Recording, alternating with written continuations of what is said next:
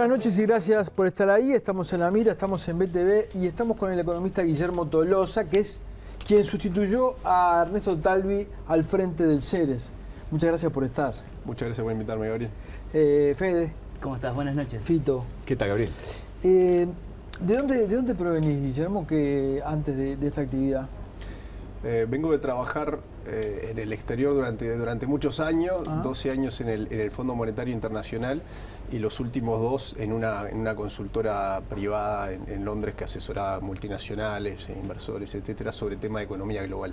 En los últimos tiempos, antes de que se diera el paso hacia la política, el Ceres pasó como de ser estas ponencias que hacía Talvi en algunos lugares, en el club de golf, en fin, pasó de lo muy económico, fue girando hacia lo social, digamos, ¿no? Incorporó la educación, las políticas sociales, la violencia, la seguridad. Esto con tu ingreso, digamos, ¿va a volver un poco a lo más económico o se va a mantener en esta línea de un abanico un poco más amplio? Yo creo que un gran activo de Ceres es su carácter interdisciplinario, digamos, eso de cruzar fronteras entre disciplinas, que es algo muy difícil de hacer, pero Ceres lo viene haciendo muy bien y mi plan es seguir con esa impronta, ¿no? Ceres ha sido reconocido en los rankings internacionales por tener una fuerte impronta interdisciplinaria que creo que está muy bueno, ¿no? Está bueno. Arrancamos Pará, sí. Pero ya hablando de cambios y continuidades, yo quisiera también hacerte una pregunta sobre eso.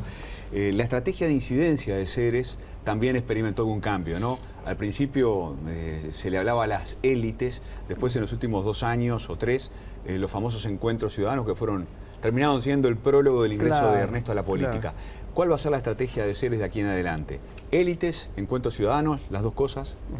Sí, el ciclo de encuentros ciudadanos se terminó, ¿no? O sea, eso fue un ciclo que cumplió un rol importante y se acabó y está terminado. Okay. Sin embargo, eso no quiere decir que Ceres tenga como objetivo solo comunicarse con las élites.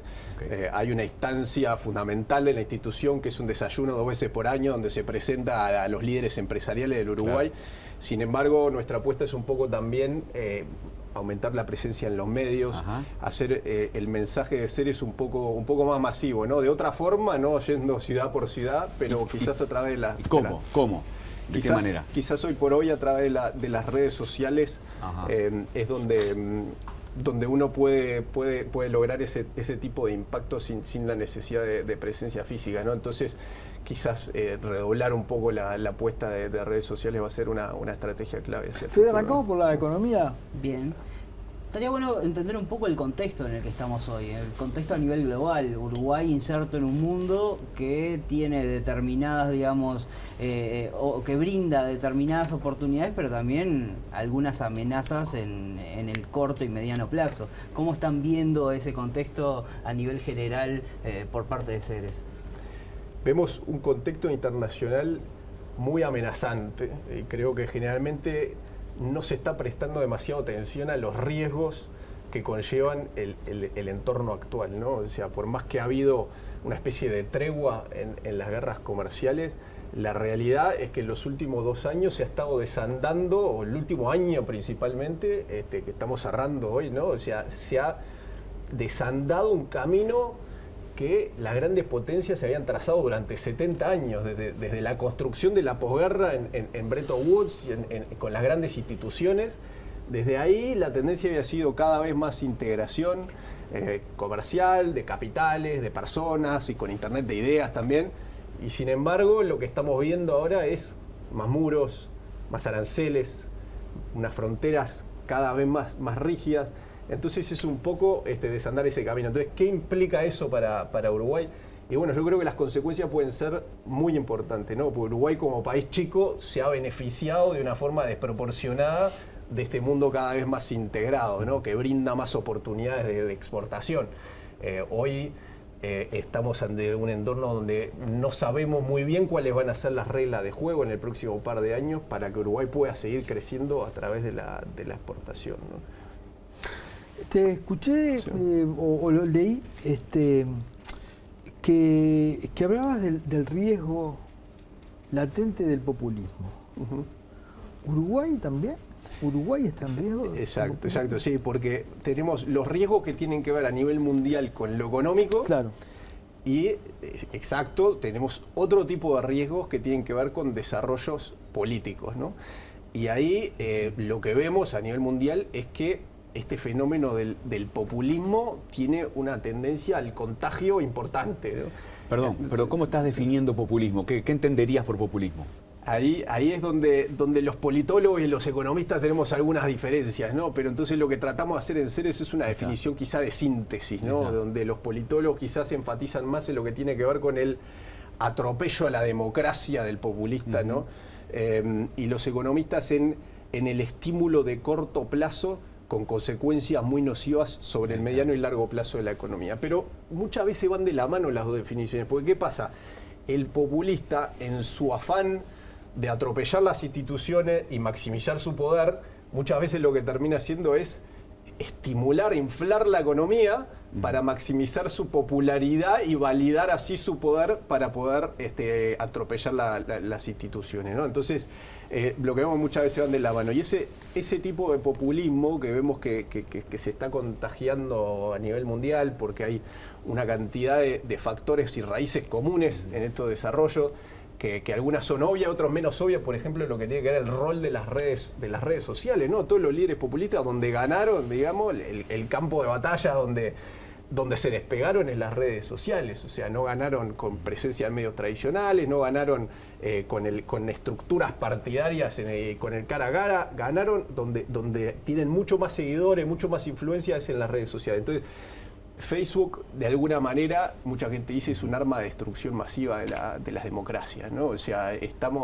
algo está pasando en las redes sociales que todavía no entendemos muy bien, donde el populista maximiza su impacto, digamos. Entonces, Uruguay no es ajeno a esos fenómenos, ¿no? O sea, Uruguay no necesariamente está exento de ese tipo de desarrollo, de ese tipo de mensaje, y tenemos un caldo de cultivo, como le llamábamos, ¿no?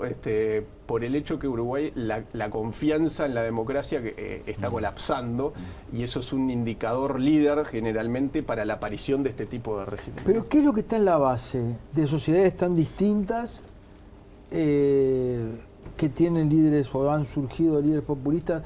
¿Qué es lo que está en la base de ese surgimiento? O en esa base de la desconfianza en la democracia, ¿qué está en la base? Hay un tema de lo que es la tecnología en cuanto a su impacto sobre la economía, que mucha gente o ha sido desplazada por máquinas, digamos, o ve su trabajo amenazado en el corto plazo por la máquina. Entonces esa ansiedad, esa angustia genera demanda por cambios radicales ante las tendencias económicas, ¿no? ¿Eso es lo que vos mencionabas como una disrupción de la tecnología en los menos educados? Exactamente, porque ¿quiénes son los que más apoyan a los populistas? Y esto es algo que también es un patrón que vemos a lo largo y ancho del mundo. O sea, generalmente el populista tiene más apoyo en las clases, o sea, aquellos de menor educación. O sea, la educación es el factor más importante para explicar el voto populista, más que el ingreso, más que cualquier condición de inmigrante, de etnia. O sea, la educación es la variable más importante en el Brexit, en Trump, en el caso de Italia. Entonces, Uruguay, en la medida que la situación educativa no mejora, digamos, y estamos hoy en el penúltimo puesto de América Latina en cuanto a completar el grado secundario, se está tornando particularmente vulnerable a este empuje populista, digamos, porque los no educados son los que ven más amenazado su trabajo y son los más pasibles de ser manipulados por la explosión de redes sociales con mensajes que son muy distorsionantes. Y acá va la segunda pata de la respuesta a tu pregunta, digamos, ¿por qué?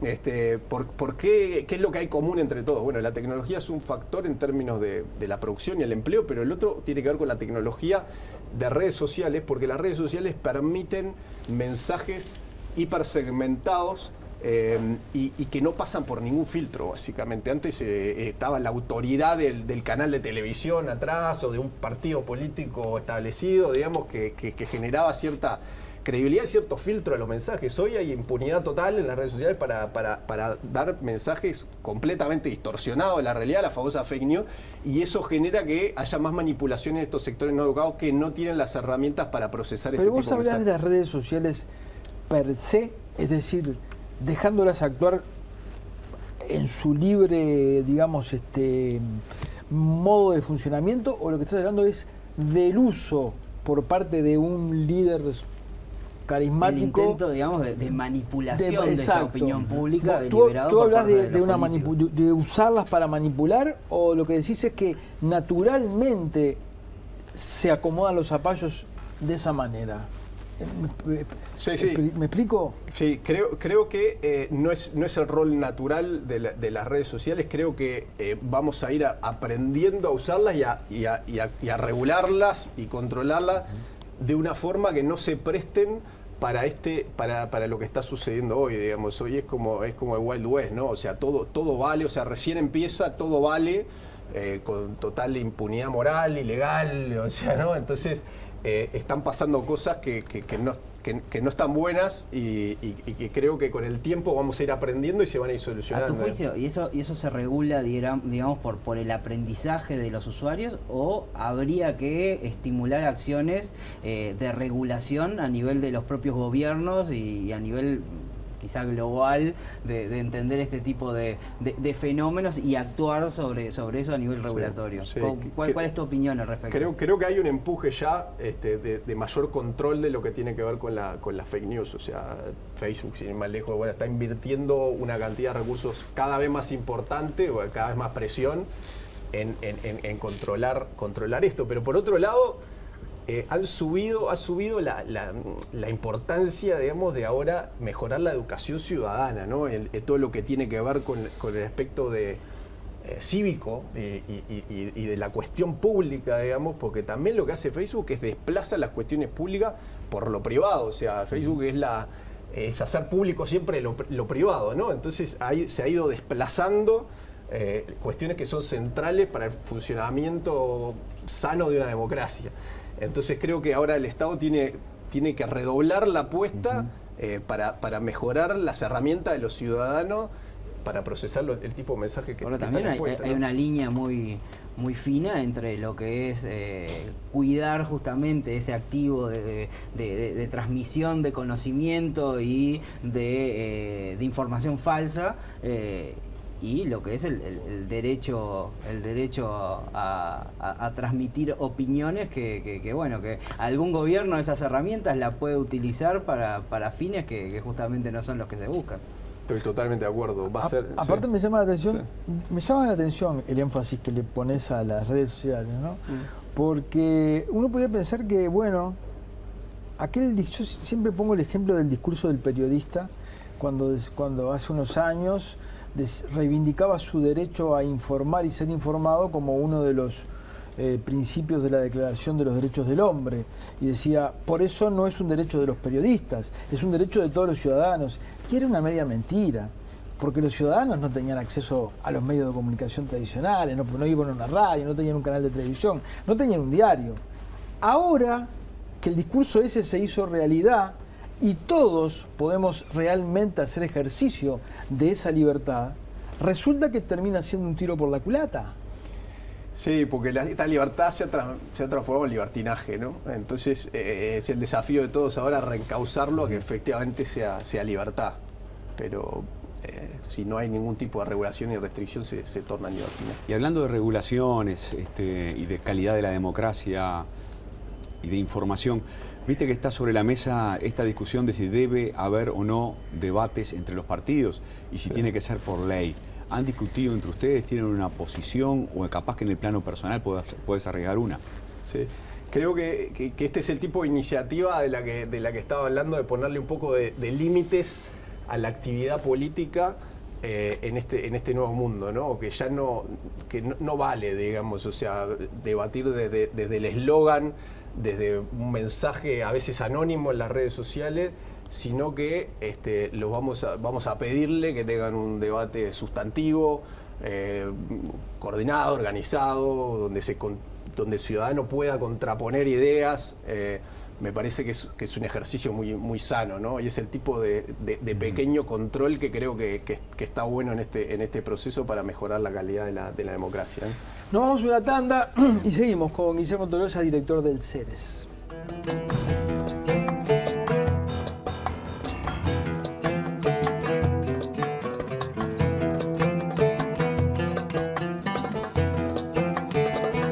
Seguimos en la mira con el director del CERES, el economista Guillermo Tolosa.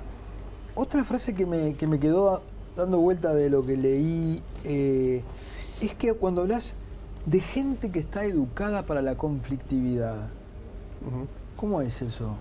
¿A qué te referís con gente educada para la conflictividad? Sí, lo que hablamos un poco en la charla, digamos, es que la educación, como te digo, juega un rol clave, no solo en lo que tiene que ver con el desarrollo económico, sino hasta ahora este nuevo ángulo, digamos, que la falta de educación puede debilitar la calidad de las políticas públicas y eso empeorar aún más la situación económica de los no educados, ¿no? Entonces hay como dos canales. Y en educación creo que se ha hecho cada vez más amplio lo que importa, ¿no? Entonces, antes pensamos que la educación era algo con ciertas fronteras claras y ahora nos estamos dando cuenta en esta nueva realidad de fractura social, de familia que se desintegra, de vulnerabilidad extrema, que hay mucho más ángulos, ¿no? de lo que importa en la educación. Y esto tiene mucho que ver con estas escuelas exitosas, que la educación ha trascendido mucho más allá y llega a cuestiones como los valores democráticos. La educación ciudadana tiene mucho que ver con la educación emocional, que ha habido, ¿no? Esta maestra uruguaya que se ha destacado en el mundo, que está tratando de traer esto a Uruguay, está muy poco desarrollado. O sea, la educación emocional es fundamental para el éxito en la vida del trabajo también, y no figura demasiado en nuestro currículum, ¿no? Y lo que tiene que ver con la educación, o sea, la educación emocional en un sentido amplio, lo que tiene que ver la educación de cómo ser una persona con responsabilidades ciudadanas y con responsabilidades en el trabajo, digamos, ¿no? Y un énfasis menos extremo en los derechos, que son muy importantes y se ha hecho un progreso enorme y todo lo bienvenimos en el país, pero quizás ese énfasis en las responsabilidades no ha estado tan desarrollado. Una de las responsabilidades es cómo vivir en paz, digamos, cómo negociar de una forma que todos ganemos, ¿no? Y de una forma quizás menos conflictiva para el país. Y esa es la agenda de educación, si se quiere, que todavía no está ni siquiera arriba de la mesa, pero creemos que es absolutamente fundamental, ¿no? Porque después hay otro ángulo del tema de la reforma educativa que también hacíamos referencia, que tiene que ver con que ya tenemos muchos años de ser los penúltimos en América Latina en cuanto a egreso secundario. Entonces, esa gente que ya no vuelve al liceo, en la medida que el progreso tecnológico continúe, no van a poder volver para desarrollar las herramientas que necesitan. Entonces, la educación de ellos también importa, o sea, nos olvidamos, ¿no? Desde esa mirada, ¿no? Sí. La educación...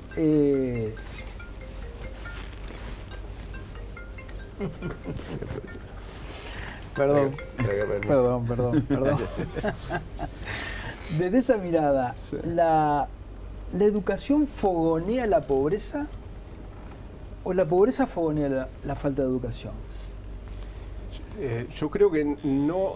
Ahí va si no hacemos nada, sí, es un círculo vicioso, digamos, ¿no? Pero ahí es donde tiene que estar la intervención del sector público, digamos. O sea, está demostrado en todo el mundo que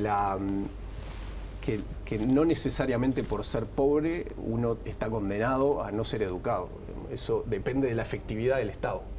Entonces, creemos que... Entonces, si no está educado, ¿está condenado a ser pobre?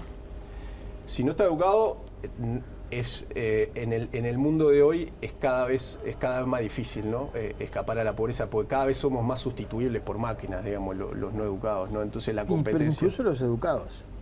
Los educados también, pero tienen formas de reinventarse porque aprendieron a aprender, quizás ahora en otros trabajos, ¿no? Para esquivar la robotización. Pero ahí empieza a ser importante la calidad de la educación, ¿no? No solamente estar educados, sino estar educados en el sentido que las nuevas tecnologías y las nuevas formas de organización social lo requieren, ¿no? Porque la educación de hace 20 años ya no sirve más. Exacto, no es una herramienta para enfrentar la pobreza, ¿no? Exacto, y ahí viene toda la agenda esta de EduUI, ¿no? Que compartimos plenamente. Es como un primer pilar básico, más allá de estos otros aspectos importantes que venía refiriendo, pero ese primer pilar básico es mover la currícula hacia lo que tiene que ver más con la creatividad, ¿no? Que es la clave para no ser sustituido. Lo que no tiene el robot es creatividad, digamos. Claro. Entonces tenemos que apostar a eso para sobrevivirlos, ¿no? Claro. A nivel comercial y apelando un poco a ese espíritu que vos mencionabas al principio de juntar o de meterse en esas áreas en que la economía se toca con otras áreas. Me quedé colgado con el tema del populismo y entonces pienso ¿cómo se relaciona un país como Uruguay que viene escapando de esa oleada populista, al menos por ahora, a nivel comercial, con estos gobiernos que muchas veces se embanderan con una ideología, pero como excusa a veces para apostar al corto y dejar de lado el largo plazo? ¿Cómo trazar alianzas con esos gobiernos sin caer muchas veces en el apoyo explícito a un montón de políticas que a la luz de los ojos son dañinas para el entramado económico y social? ¿Cómo debería ser un país como Uruguay para lidiar con Bolsonaro, para lidiar con Maduro, para lidiar con Trump? Sí, yo creo que la clave ahí está en cómo dejamos todos nosotros que funcione la democracia, ¿no? El aspecto clave en el discurso populista y en el crecimiento populista es la democracia lleva a parálisis. Entonces, en la medida que nosotros dejamos que el sistema político se paralice, eso genera una emergencia populista que después es muy difícil de revertir. Entonces creo que desde donde estamos, y yo agradezco mucho tu invitación, Gabriel, a Ceres, porque creo que este espacio que tenemos en Ceres o de otro think tank, de otros colegas, de participar en el debate fuera de la política partidaria, aporta mucho, digamos, para destrabar un poco esta polarización que lleva a parálisis, digamos, que demostrar que podemos venir desde un espacio que no es político a aportar y a generar debate para prevenir este tipo de situaciones, polarización y parálisis que llevan al populismo, que luego es muy difícil de... ¿Y quién ves en la política discutiendo esto? O sea, yo creo que discutiendo esto, ¿te referís al populismo o a la educación, al vínculo de la educación con el decaimiento de la democracia, al futuro del robot? ¿Quién de la política está hablando de esto? Mirá, sabés que la forma que recién empieza la campaña, ¿no? Vamos a darle una chance. O sea, a mí me entusiasma mucho lo que está sucediendo en la campaña política, porque realmente el menú de opciones que parece que vamos a tener, quisieran muchos países tenerlo, es amplio, ¿no? Es muy amplio, digamos, y muy diverso y rico. Entonces, creo que eso va a fomentar este tipo de debate. ¿Qué parece? Sos un optimista. Va a depender de vos también, de que lo traigas acá, los exijas un poco, como ha venido haciendo muy bien. Pero creo que yo estoy contento, como ciudadano uruguayo, demócrata, estoy muy contento con lo que está pasando, ¿no? Ceres tiene previsto el año que viene en la campaña electoral organizar mesas redondas por ejemplo, con los partidos políticos para escucharlos hablar de algunos de estos desafíos. ¿Está en el menú de las actividades para el año que viene? Sí, me adelantaste la primicia. Dale. Sí, creo que eso es parte fundamental. Como hablamos de los debates de los candidatos mismos, generalmente nos olvidamos de los debates de los potenciales ministros, ¿no? O sea, los especialistas económicos. Y bueno, ¿cuál es la posición del tema del futuro del trabajo y la robatividad? ¿Cuál es la posición de cada uno de los partidos? Y dejar hablar a los exponentes económicos o en términos de seguridad Y ese tipo de discusión creo que Ceres es un excelente lugar para gestarla. Digamos, varias gente me ha dicho, ni trate porque no van a venir, ¿no? Pero voy a intentarlo igual y después te cuento cómo no va. Claro, es clave, ¿no? Sí. Y nosotros, al menos acá, estamos haciendo un esfuerzo muy grande para tratar de que los políticos nos digan con toda la precisión posible cuáles son las alternativas que manejan para cada uno de los problemas del país, ¿no? Tratar de invitarlos a salir del eslogan y de la frase hecha, ¿no? Vos que aquí has trabajado en el Fondo Monetario, ¿no? Que has trabajado a nivel internacional.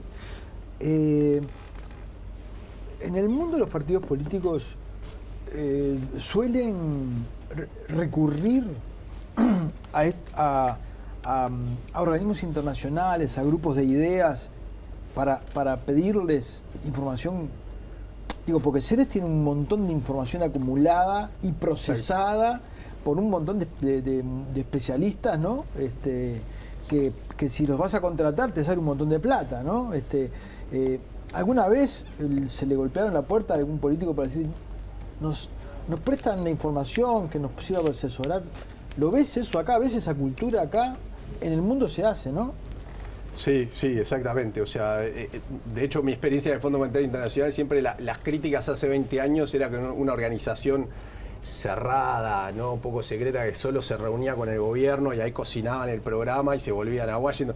O sea, eso ha cambiado radicalmente en los últimos 20 años y parte de mi trabajo, yo gerenciaba las oficinas, varias del Fondo Monetario en Europa del Este y algo muy importante en que yo tenía que rendir cuentas era de haber hablado con candidatos de todos los partidos, digamos, ¿no? Y aportar ideas a la discusión pública y venir a los programas de televisión y generar permanentemente ideas sobre políticas públicas, ¿no? Entonces, creo que eso en Uruguay Ceres lo ha venido haciendo bien. Me consta que han habido políticos que se han acercado a Ceres siempre tienen las puertas abiertas para todos los partidos políticos, incluido ahora Ernesto Talvi, ¿no? Que va a ser uno más para Ceres, digamos, no vamos a tener ninguna afiliación con él en particular, digamos, vamos a estar abiertos a él, pero a todos los nuevos otros candidatos y ojalá que podamos tener este tipo de diálogos, ¿no? Bueno, te agradecemos mucho la presencia. Te comprometemos para el año que viene, ya con la campaña en marcha, venir a seguir hablando de temas que importan, ¿sí? Muchas gracias, Gabriel. Muchas gracias por haber estado. Muchas gracias. Nos vamos a una tanda y ya volvemos.